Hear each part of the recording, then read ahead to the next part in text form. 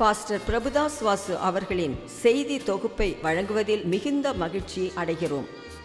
செய்தியை கேட்பதற்கு முன்பாக பாடலை கேட்போம்.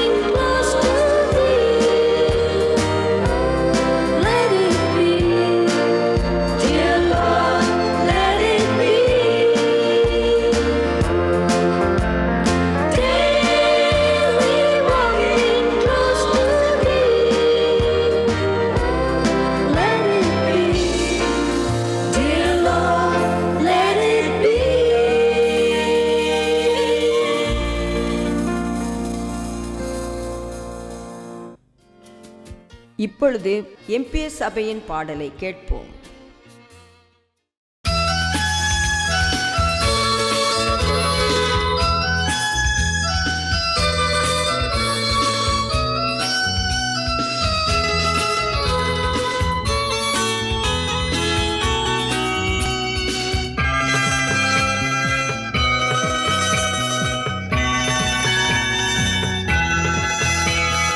ஊற்றிடுமே தேவா ஊற்றிடுமே, ஊற்றிடுமே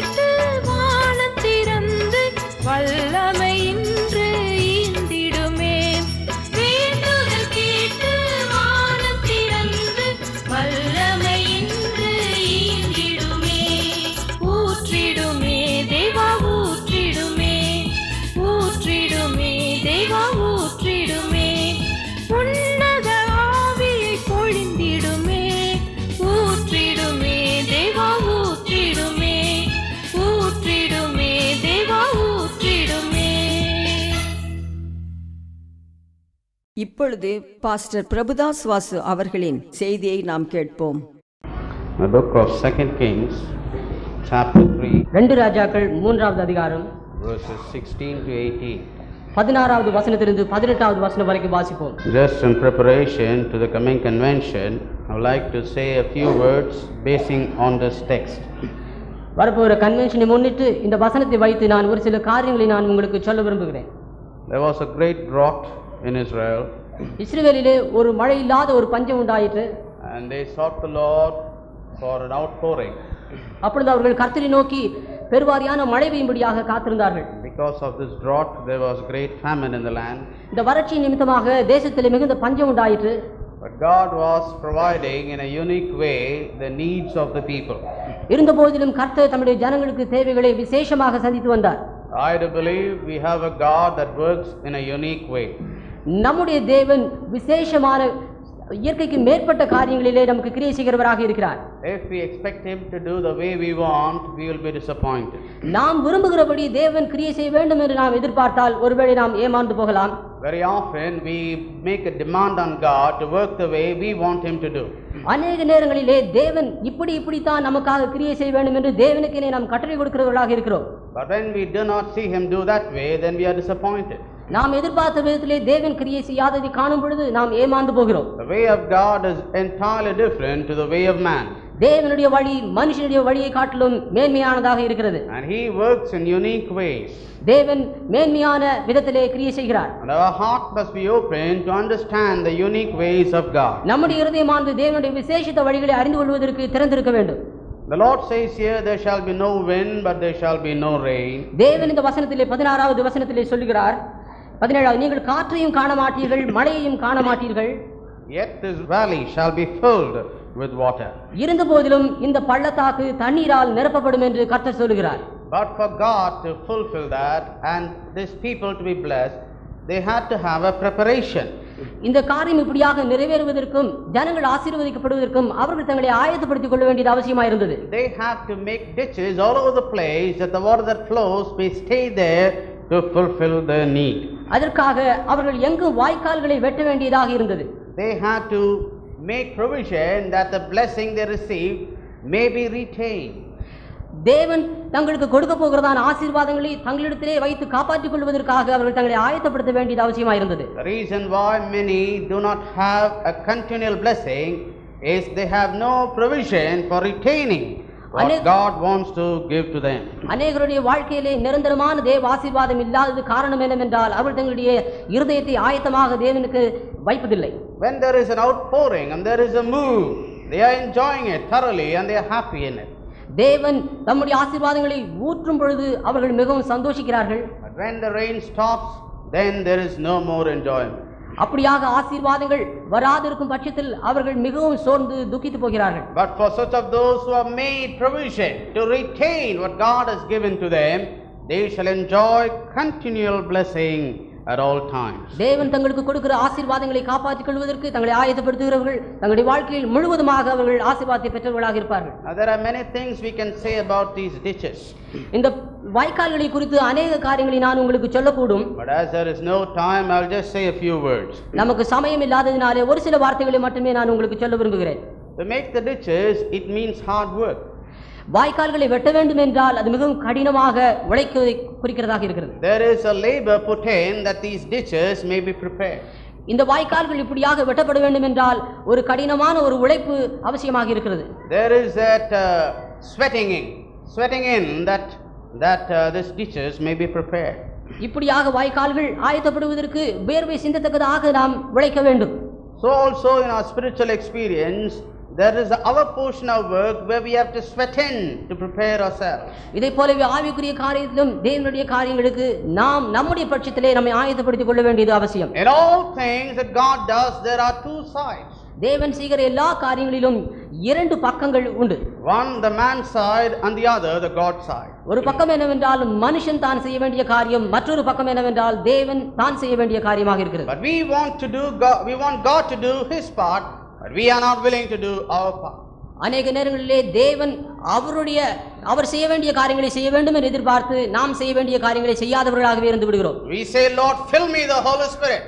but we don't wait for that filling. நாம் தேவனை நோக்கி ஆண்டவரே என்னை பரிசுத்த ஆவியினால் நிரப்பும் என்று சொல்லுகிறோம், ஆனாலும் நம்மை ஆயத்தப்படுத்தாதபடியே நாம் அப்படி இருக்கிறோம். We say, Lord, give me the gifts of the Spirit, but we don't have faith to exercise it. நாம் ஆண்டவரை நோக்கி ஆண்டவரே ஆவியின் வரங்களை எனக்கு தாரும் என்று சொல்லுகிறோம், இருந்தாலும் ஆவியின் வரங்களை பயன்படுத்துவதற்கு தேவையான விசுவாசம் நம்மிடத்தில் இல்லை. We want God to do everything and we want to do nothing. தேவனே எல்லாவற்றையும் செய்து முடிக்க வேண்டும் என்று நாம் எதிர்பார்த்து நாம் ஒன்றையும் செய்யாதவர்களாக இருந்து விடுகிறோம். But for the ditches to be prepared, it needs hard work.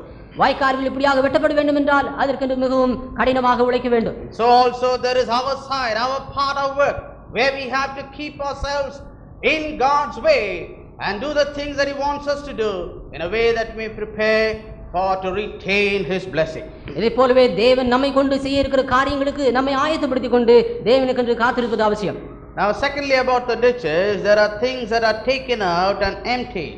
இரண்டாவது காரியம் இந்த வாய்க்கால்களை குறித்து என்னவென்றால் அநேக காரியங்கள் அப்படியாக தோண்டி எடுத்து வெளியே கொட்டப்பட வேண்டும். The mud inside had to be cleared up before it can become a ditch that can be filled in with water. அந்த வாய்க்கால்கள் தண்ணீரால் நிரப்பப்படுவதற்கு முன்பதாக அங்கு இருக்கிறதான களிமண் போன்றதான காரியங்கள் வெளியே எடுத்து கொட்டப்பட வேண்டும். Whatever they maybe, it may be stones, it may be mud, it may be clay, whatever it is, it had to be removed, that it can be opened up as a ditch for the water to fill in. அங்கே ஒருவேளை கற்கள் இருக்கலாம், ஒருவேளை மண் இருக்கலாம், ஒருவேளை களிமண்ணாக இருந்தாலும் கூட இவைகள் எல்லாம் அந்த இடத்திலிருந்து நீக்கப்பட வேண்டும். But if they are still there, then it can never be filled. இப்படிப்பட்டதான காரியங்கள் அந்த இடத்துல இருக்கும் என்றால் அந்த வாய்க்கால் ஒருபோதும் தண்ணீரால் நிரப்பப்பட மாட்டாது. So also in our spiritual life, for God to fill us, there is that experience of emptying ourselves. அதே போலவே தேவன் நம்மை ஆவினால் நிரப்ப வேண்டும் என்று நாம் வாஞ்சித்தால் நம்முடைய வாழ்க்கையிலே நாம் இப்படியாக வெறுமையாக்கப்பட வேண்டிய காரியங்கள் உண்டு. That stone that you have inside has to be removed. உங்களுக்குள்ளே காணப்படுகிறதான கற்கள் போன்ற இந்த காரியங்கள் உங்களை விட்டு நீக்கப்பட வேண்டும். That block, that thing that is blocking you from your fellowship with God has to be removed. தேவனோடு உங்களுக்கு உண்டாயிருக்கிறதான ஐக்கியத்தை தடை பண்ணி கொண்டிருக்கிறதான இப்படிப்பட்ட காரியங்களை நீங்கள் நீக்கி போட வேண்டும். That worry that is occupying your mind more than thinking about God has to be removed. தேவனுடைய சிந்தையை காட்டிலும் உங்களை வருத்தப்படுத்துகிறதான உங்களுடைய கவலைகளை நீங்கள் இருதயத்திலிருந்து எடுத்து போட வேண்டும். Anything that is there that is filling it and not allowing the water to get in has to be removed. தேவனுடைய ஆசீர்வாதமாகிய தண்ணீர் உங்கள் இருதயத்தை நிரப்பாதபடிக்கு தடை செய்கிற காரியம் எதுவாக இருந்தாலும் அதை நீங்கள் எடுத்து போட வேண்டும். Now in this convention, if God must fill you with this mighty wonderful blessing, you must empty yourself. இந்த வரப்போகிற கன்வென்ஷன் கூட்டங்களிலே தேவன் உங்களை அதிகமாக ஆசீர்வதிக்க வேண்டும் என்று நீங்கள் எதிர்பார்த்தால் உங்களை நீங்களே வெறுமையாக்கிக் கொள்ள வேண்டியது அவசியம். Hallelujah. Hallelujah. God help us this day that we become empty vessels for God to fill us anew. நாம் கர்த்தருடைய பார்வையிலே நம்மை வெறுமையாக்கினவர்களாக காணப்படும் பொழுது நிச்சயமாகவே தேவன் நம்மை நிரப்புவார். And finally, the ditches must be dug in the way of the water. மூன்றாவதாக இந்த வாய்க்கால்கள் தண்ணீர் வருகிற அந்த பக்கத்திலே அது வெட்டப்பட வேண்டும். If they are dug in the wrong place, the water will not come in. தண்ணீர் வராதபடிக்கு வேறு இடத்திலே இந்த வாய்க்கால்கள் வெட்டப்பட்டால் தண்ணீர் இந்த வாய்க்கால்களை ஒருபோதும் நிரப்பாது. The Lord specified the area where they must dig these ditches. தேவன் இப்படிப்பட்டதான வாய்க்கால்கள் எந்தெந்த இடங்களிலே வெட்டப்பட வேண்டும் என்று அவர்களுக்கு திட்டமாக சொன்னார். That was the way the water was going to come in. ஏனென்றால் அந்த வழியாக தான் தண்ணீர் வரப்போகிறது. And when they made these ditches in the way of the water, then they get the water to fill in these ditches. தண்ணீர் வருகிறதான அந்த வழியிலே அவர்கள் வாய்க்கால்களை வெட்டும் பொழுது நிச்சயமாகவே இந்த வாய்க்கால்கள் தண்ணீரால் நிரப்பப்படும். And I believe this is very essential in spiritual life. ஆவிக்குரிய வாழ்க்கையிலே இது மிக மிக முக்கியமான காரியம் என்பதை நான் விசுவாசிக்கிறேன். We must be in the right place, the right person at the right time. நாம் தேவனுடைய பார்வையிலே சரியான நேரத்திலே சரியான இடத்திலே சரியானவர்களாக நாம் காணப்பட வேண்டும். If we allow ourselves that God may place us as the right people in the right place and at the right time, your ditches will be filled with the power of the Holy Ghost. தேவனுக்கு நம்மை ஒப்பு கொடுத்து தேவனுடைய பார்வையிலே நாம் சரியானவர்களாக காணப்படுவோம் என்று தாழ்த்தி கொடுப்போம் என்றால் நிச்சயமாகவே தேவன் நம்மை நிரப்புவார். God help us this morning that we get to that right place with God. இந்த காலை வேளையிலே தேவனோடு நாம் சரியானபடி இருப்பதற்கு தேவன் நமக்கு உதவி செய்வாராக. I will just give one or two examples. நான் உங்களுக்கு ஒரு சில காரியங்களை உதாரணமாக சொல்ல விரும்புகிறேன். Peter and John went to the temple many times. பேதுருவும் யோவானும் தேவாலயத்திற்கு அநேக தடவைகளிலே சென்றார்கள். But this particular morning it was a special day. ஆனாலும் அவர்கள் அந்த காலை வேளையிலே அங்கு சென்ற பொழுது அது ஒரு விசேஷித்த ஒரு நாளாக இருந்தது. There was this lame man who had been lame for many years, waiting and begging, sitting there.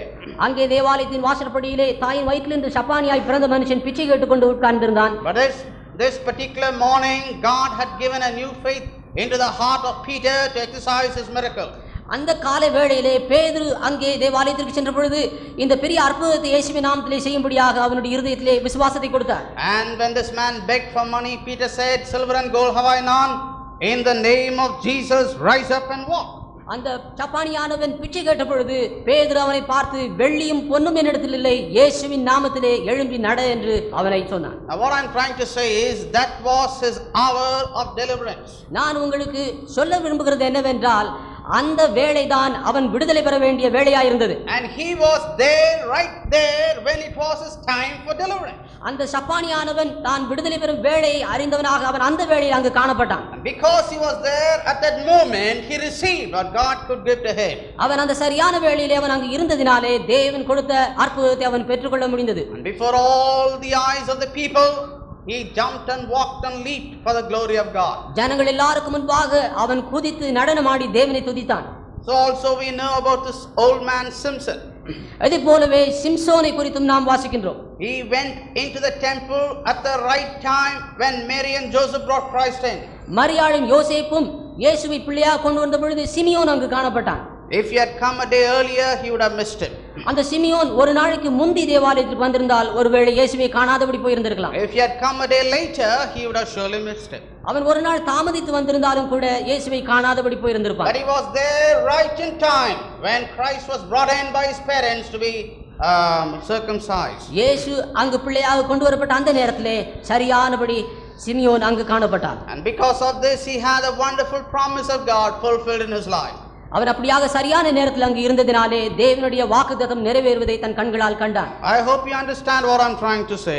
நான் என்ன சொல்ல விரும்புகிறேன் என்பதை நீங்கள் நன்றாக புரிந்து கொண்டிருக்கிறீர்கள் என்று நான் விசுவாசிக்கிறேன். We have to move in with God and be in the right place that our ditches may be filled with the power of the Holy Ghost. தேவனோடு நாம் இசைந்து அவர் நாம் இருக்க வேண்டிய இடத்திலே நாம் இருப்போம் என்றால் நிச்சயமாக நம்முடைய வாய்க்கால்கள் நிரப்பப்படும். How often we are in the place of disobedience when God wants you in the place of obedience. எத்தனை முறைகளிலே நாம் கீழ்ப்படியாதவர்களாக தேவன் நம்மை வைத்திருக்கும் இடத்தை விட்டு நாம் விலகி போகிறவர்களாக இருக்கிறோம். How often we are low in faith and unbelief when God wants us to be in faith to receive. எத்தனை முறைகளிலே நம்முடைய விசுவாசத்தில் நாம் தளர்ச்சி அடைந்து தேவன் நமக்கு வைத்திருக்கிறதான ஆசீர்வாதங்களை இழந்து போகிறவர்களாக இருக்கிறோம். The word of God says, this is a light thing in the sight of the Lord. தேவனுடைய வசனம் 18வது வசனத்திலே வாசிக்கின்றோம், இது கர்த்தரின் பார்வைக்கு அற்பமான காரியம். It's not impossible. இது ஒரு கூடாத ஒரு காரியம் அல்ல. It is not a difficult task. இது ஒரு கடினமான காரியமும் அல்ல. It is very simple for God to do it. அது கர்த்தருக்கு மிக மிக அற்பமான காரியம். That these ditches may be filled with water. வாய்க்கால்கள் இப்படியாக தண்ணீரால் நிரப்பப்படுவது ஒரு அற்பமான காரியம். That our thirst may be quenched. நம்முடைய தாகம் தீர்க்கப்படுவது. That the famine may be no more. பஞ்சம் தேசத்தை விட்டு நீங்கி போவது. This is not a great thing. இது தேவனுடைய பார்வையிலே ஒரு பெரிய காரியம் அல்ல. It's just a light thing. இது மிக அற்பமான காரியம். But yet there is a condition. இருந்தாலும் கூட இந்த காரியம் நிறைவேறுவதற்கு அங்கு ஒரு நிபந்தனை உண்டு. Dig the ditches. வாய்க்கால்கள் வெட்டப்பட வேண்டும். Dig the ditches. வாய்க்கால்கள் வெட்டப்பட வேண்டும். You shall see no wind. நீங்கள் காற்றை காண மாட்டீர்கள். You shall see no rain. நீங்கள் மழையையும் காண மாட்டீர்கள். But these ditches will be filled with water. இருந்த போதிலும் இந்த வாய்க்கால்கள் தண்ணீரால் நிரப்பப்படும். What is our side of work we have done? தேவனுக்கென்று நாம் செய்த நம்முடைய பட்சத்தில் காணப்படுகிற காரியம் என்ன? Have we emptied ourselves of those things that have been a hindrance? தேவனுக்கு பிரியமில்லாத காரியங்கள், தேவனுடைய ஆசீர்வாதம் வர தடையாயிருக்கிற காரியங்களை நாம் நம்மை விட்டு அகற்றி விட்டோமா? And have we dug the ditch in the right place where we have the move of the water? தண்ணீர் வருகிறதான அந்த வழியில் தானே நாம் வாய்க்கால்களை வெட்டி இருக்கிறோமா? And in this way, if we prepare ourselves, then we'll see God do a special thing for us. இப்படியாக நாம் நம்மை ஆயத்தப்படுத்துவோம் என்றால் தேவன் நிச்சயமாகவே பெரிய காரியங்களை செய்வார். And I do encourage you this morning, before we come to these days of convention, make yourself really prepared for this move of the Holy Spirit. இந்த கன்வென்ஷன் நாட்களுக்கு முன்பாகவே நீங்கள் உங்களை ஆயத்தப்படுத்திக் கொண்டு கர்த்தருடைய ஒரு பெரிய அசைவாடுதலை காணும்படியாக நீங்கள் இருக்கும்படியாக உங்களை நான் கேட்கிறேன். In these spiritual things, there is one thing which is important. ஆவிக்குரிய காரியங்களிலே ஒரு காரியம் மிகவும் முக்கியமானது. The whole atmosphere has to be cleared before God can fulfill what He has said. இங்க இருக்கிறதான அட்மாஸ்பியர் முழுவதுமாக தேவனுக்கு பரிசுத்தமாக காணப்பட வேண்டும். There was one man, Achan, disobedient, and therefore God could not give them victory. யாராவது ஒரு மனிதன் தேவனுக்கு கீழ்ப்படியாதபடி இருப்பார் என்றால் அங்கு தேவனுடைய ஆசீர்வாதங்கள் வர தடைப்படும். Well, we say there are so many who have been obedient. Should the Lord block the blessing because of this one man? அநேகர் கீழ்ப்படிந்து இருக்க அந்த ஒருவர் நிமித்தமாக தேவன் நம்முடைய ஆசீர்வாதத்தை தடை பண்ணலாமா என்று ஒருவேளை கேட்பீர்கள். But God, before He could do something great among them, that blockade had to be removed. தேவன் மகத்தான காரியங்களை நம்முடைய மத்தியிலே செய்ய வேண்டும் என்றால் அப்படிப்பட்டதான தடையும் கூட நீக்கப்பட வேண்டும். So also we see in Israel, after Achan had been put away from the sea, then the Lord gave them the victory. அதே போலவே இஸ்ரவேலிலே நாம் காண்கிறோம், ஆகான் அவன் தன்னுடைய பாவத்தை அறிக்கையிட்டு அவன் தன்னுடைய தண்டனை பெற்ற பொழுது, தடை நீங்கின பொழுது அவர்கள் ஆசீர்வாதத்தை பெற்றார்கள். So also Jonah, after repented alone, Nineveh could have its blessing. Jonah தன்னுடைய மீறுதலை அவன் உணர்ந்த பொழுதுதான் நினிவேக்கு ஆசீர்வாதம் உண்டாயிருந்தது. Therefore the blessing of God can be hindered by 1, 2, 3, 4, 5 people. இதிலே இருந்து நாம் என்ன காண்கிறோம் என்றால், தேவனுடைய ஆசீர்வாதம் ஒரு சிலருடைய கீழ்ப்படியாமையினாலே மீறுதலினாலே தடைபடும் என்று நாம் அறிந்திருக்கிறோம். It spoils the atmosphere of God, the moving of the Holy Spirit among the people of God. தேவனுடைய ஜனங்கள் மத்தியிலே பரிசுத்த ஆவியின் அசைவாடுதலை தடை பண்ணுவதற்கு இப்படிப்பட்ட காரியங்கள் சில வேளைகளிலே நேரிடுகிறது. Therefore we must be careful, that is, we are not such people that are a blockade for the Holy Spirit to do His work. நாம் தேவனுடைய ஆவியின் அசைவாடுதலுக்கு தடையாய் காணப்படாதபடிக்கு நாம் நம்மை ஆயத்தப்படுத்தி ஜாக்கிரதையாக இருப்போமாக. Hallelujah. Hallelujah. So continue to pray for this convention and for the speaker, as well as take these handbills and try to give to as many as you can and invite them personally. இந்த convention கூட்டங்களுக்காக விசேஷமாக பாரத்தோடு ஜெபியுங்கள், அதிலே பிரசங்கிக்கிறவர்களுக்காக ஜெபியுங்கள். இந்த handbills எடுத்துக்கொண்டு எத்தனை பேருக்கு நீங்கள் கொடுக்க முடியுமோ அத்தனை பேருக்கு கொடுத்து அநேகரை அழைத்து வாருங்கள். And also we have meetings throughout the day, and I want all the believers to participate in all the meetings. அந்த நாட்களிலே நாள் முழுவதுமாக நமக்கு இங்கு கூட்டங்கள் உண்டு. விசுவாசிகள் யாவரும் தவறாதபடி அந்த கூட்டங்களில் பங்கெடுக்கும்படி உங்களை கேட்டுக்கொள்கிறேன். And the convention being held here, we are the host for all the people that come. Convention கூட்டங்கள் நம்முடைய சபையிலே இங்கே நடைபெறுவதனாலே நாம் தான் மற்றவர்களை வரவேற்று அவர்களுக்கு தேவையான காரியங்களை கவனிக்க வேண்டியவர்களாக இருக்கிறோம். So the Roy Petter Church believers must be more involved in everything, that we may welcome everyone that comes in and stays here during this convention. அப்படினாலே ராயப்பேட்டா சபையை சேர்ந்த விசுவாசிகள் ஒவ்வொருவரும் இந்த நாட்களிலே மிகுந்த உற்சாகத்துடன் இந்த கூட்டத்தில் பங்கெடுக்கிறவர்களை நாம் வரவேற்று அவர்களுடைய தேவைகளை நாம் சந்திக்கும்படியாக நான் விரும்புகிறேன். Hallelujah. Hallelujah. Shall we pray? ஜெபம் பண்ணுவோம். இப்பொழுது பாஸ்டர் ஸ்டான்லி வாசு அவர்கள் நமக்காக ஜெபிப்பார்கள்.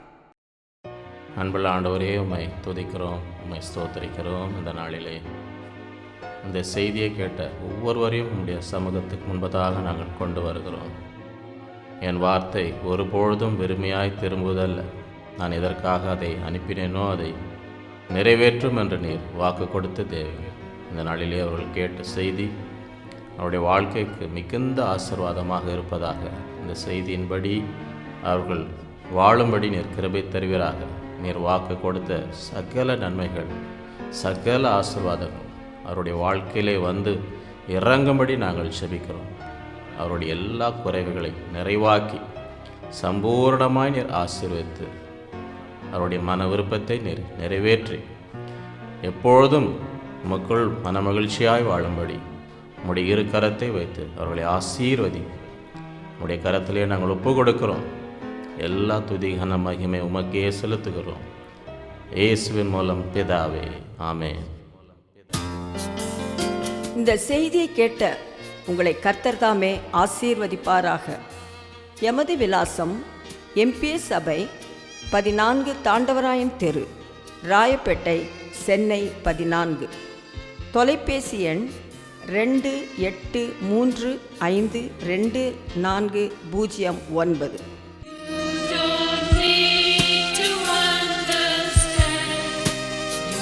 Just